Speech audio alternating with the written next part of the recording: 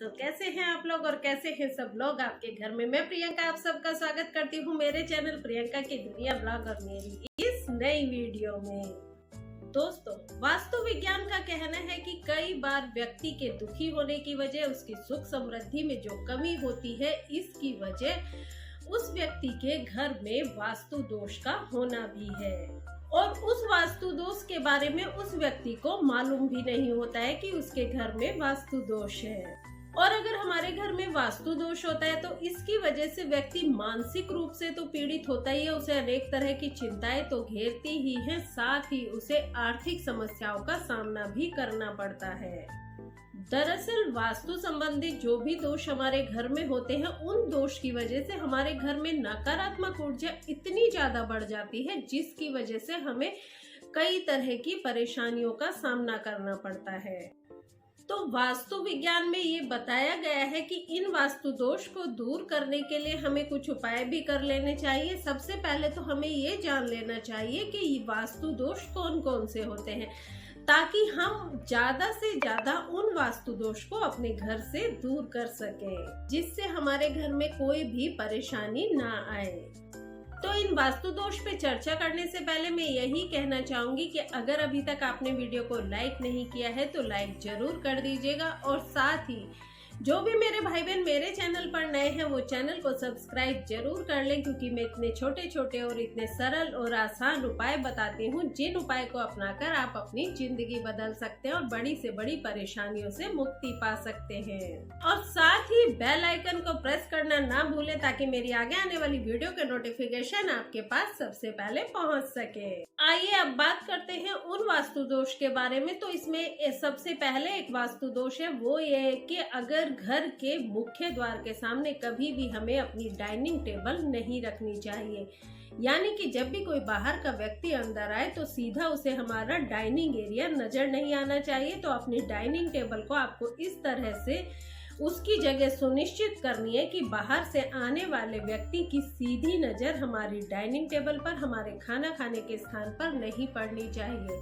और साथ ही हमारे घर की किचन भी एकदम मुख्य द्वार के सामने नहीं होनी चाहिए। अपने घर के ड्राइंग रूम में, लिविंग एरिया में, जहां पर परिवार के सभी सदस्य ज्यादा से ज्यादा समय व्यतीत करते हैं, उस स्थान पर आपको उगते हुए सूरज की कोई तस्वीर या फिर पेंटिंग जरूर लगानी चाहिए। इस पेंटिंग को लगाने से उस जगह पर सकारात्मक ऊर्जा का वास रहेगा।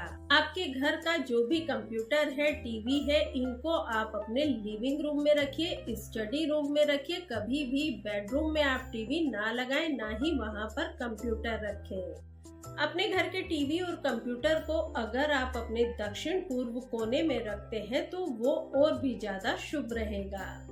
और एक बार कमेंट सेक्शन में जाकर सच्चे दिल से माँ लक्ष्मी का नाम लेकर जय माँ लक्ष्मी जरूर लिखिएगा। माता रानी की कृपा आपके ऊपर हमेशा बनी रहेगी। आपको अपने बेडरूम में कभी भी कोई भी पानी वाली वस्तु नहीं रखनी चाहिए। जैसे कि कोई फाउंटेन है तो उसे बेडरूम में नहीं रखना चाहिए, और ना ही पानी वाली कोई सीनरी आपको बेडरूम में लगानी चाहिए।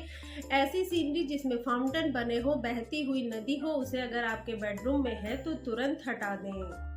और ना ही कोई पौधा पानी वाला आपको अपने बेडरूम में रखना है। जैसे कि पानी, कई बार मनी प्लांट होता है, हम बोतल में पानी भर के उसको लगा देते हैं, तो पानी वाला मनी प्लांट या फिर बैम्बू भी हम पानी में रख देते हैं। तो पानी वाला कोई भी पौधा आपको अपने बेडरूम में नहीं रखना है। कुबेर की दिशा यानी कि उत्तर दिशा में हस्बैंड वाइफ की एक तस्वीर को आपको फ्रेम कराकर अपने घर की उत्तर दिशा की दीवार पर लगा देनी चाहिए।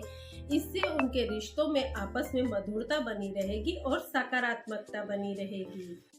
अपनी कार्य क्षमता बढ़ाने के लिए और मन की शांति के लिए, बेचैनी को दूर करने के लिए और चिंताओं को दूर करने के लिए आपको अपने बेडरूम में सोते समय अपने सिरहाने एक तांबे के लोटे में जल भरकर रखना चाहिए, और सुबह उठकर इस जल को आपको किसी पौधे में डाल देना चाहिए। इससे आपका मन भी शांत रहेगा, आपके मन में सारा दिन सकारात्मक विचार रहेंगे।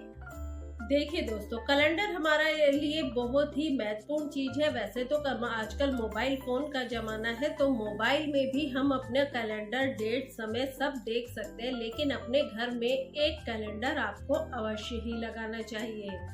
और कैलेंडर आपको हमेशा पूर्व दिशा में लगाना चाहिए, पूर्व की दीवार पर लगाना चाहिए, क्योंकि पूर्व दिशा जो है वो सूर्य की दिशा है। तो अगर आप इस दिशा में अपना कैलेंडर लगाएंगे तो वर्ष भर आपके घर में सकारात्मकता बनी रहेगी, सकारात्मक ऊर्जा का वास रहेगा।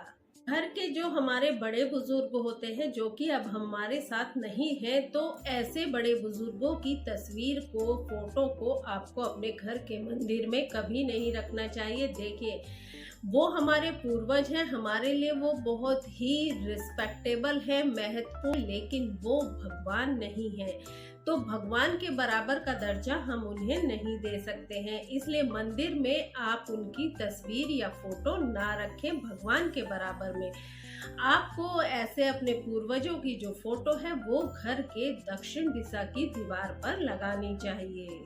देखिए दोस्तों, हमारे घर का जो मुख्य दरवाजा होता है वो घर के बीचों बीच में नहीं बनाना चाहिए। बीच के सेंटर से हटाकर थोड़ा दाएं या फिर थोड़ा बाएं हमें घर का मुख्य दरवाजा बनाना चाहिए। और कभी भी 3 दरवाजे एक लाइन में नहीं होने चाहिए। आंगन में आपको खुशबूदार फूलों वाले पौधे ही लगाने चाहिए, जिससे कि हमारा घर आंगन हमेशा महकता रहे। अपने घर में हमें कांटेदार पौधे, कैक्टस वगैरह नहीं लगाने चाहिए। दूध वाले पौधे जिन्हें तोड़ने से दूध निकलता है, इस तरह के पौधे भी आपको अपने घर में नहीं लगाने चाहिए। घर का जो मुख्य द्वार होता है दोस्तों, उसके सामने कभी भी जल का कोई भी स्रोत, जैसे कि हैंडपंप है, कुआं है, नदी है, तालाब है, इस तरह जल का कोई भी स्रोत घर के मुख्य द्वार के सामने कभी नहीं होना चाहिए। घर की खिड़कियां, दरवाजे जो है वो काले रंग के बिल्कुल भी कभी पेंट नहीं कराने चाहिए। अगर हो सके तो हमेशा लाइट कलर के दरवाजे, खिड़कियां ही होने चाहिए। और अगर घर की कोई दीवार क्षतिग्रस्त हो गई है तो उस दीवार को आपको तुरंत सही करा देना चाहिए। घर की दीवारों में दरारें, क्रैक वगैरह बिल्कुल नहीं होनी चाहिए। जिन बच्चों का पढ़ाई में मन कम लगता है, जो कंसंट्रेट नहीं कर पाते हैं, जिनमें फोकस की कमी होती है, ऐसे बच्चों को जब आप पढ़ने के लिए बैठाएं तो उनका मुख जो हो वो हमेशा पूर्व दिशा की तरफ ही होना चाहिए। दोस्तों, हम सबके घर में किसी भी शुभ अवसर के निमंत्रण पत्र आते रहते हैं, चाहे शादी के हो, मुंडन के हो या फिर गृह प्रवेश के हो। किसी भी तरह का शुभ कार्य का निमंत्रण पत्र अगर हमारे घर में रहते हैं, बहुत सारे इकट्ठे हो गए हैं, तो कभी भी उनको ना तो कूड़े में फेंके, ना ही उन्हें फाड़ कर फेंके। इससे हमारा मंगल ग्रह और बृहस्पति ग्रह खराब हो जाता है।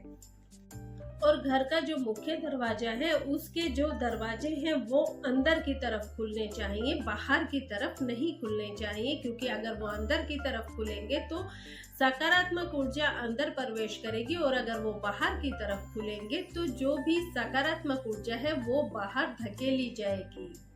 कई बार ऐसा होता है कि हमारे रसोई घर में लाइट कम होती है, या तो शाम का समय है और हम ये गैस का चूल्हा ऑन कर देते हैं, तो कभी भी कम लाइट में या बिना लाइट जलाए आपको अपने किचन में गैस का चूल्हा ऑन नहीं करना चाहिए। इससे जो है, इसका जो भार है वो हमारी संतान पर पड़ता है, संतान को कष्ट होता है।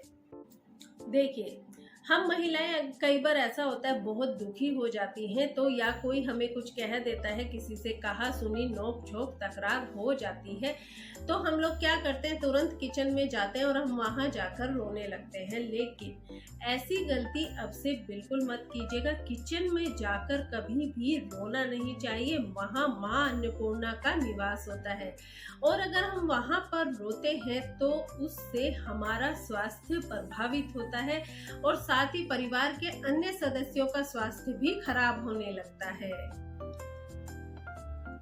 घर में जो हमारा पूजा घर होता है, कोशिश करनी चाहिए कि जो पूजा घर का दरवाजा होता है वो 2 पल्ले वाला होना चाहिए। 1 पल्ले वाला दरवाजा पूजा घर में नहीं लगाना चाहिए। अपने घर का जो बाथरूम होता है, बाथरूम में राहु का वास होता है, तो बाथरूम में कभी भी गहरे रंग की टाइल्स ना तो वॉल पर और ना ही फर्श पर लगानी चाहिए। हल्के कलर की, और अच्छा ही हो कि आप सफेद रंग की टाइल्स का प्रयोग ही करें। आजकल अटैच्ड बाथरूम का जमाना है, यानी कि बेडरूम से अटैच्ड ही बाथरूम होता है, तो इस बात का हमेशा ध्यान रखें कि हमारे बेडरूम का जो फर्श है वो बाथरूम के फर्श से कम 1 इंच ऊपर होना चाहिए। दोनों एक लेवल में कभी नहीं होने चाहिए।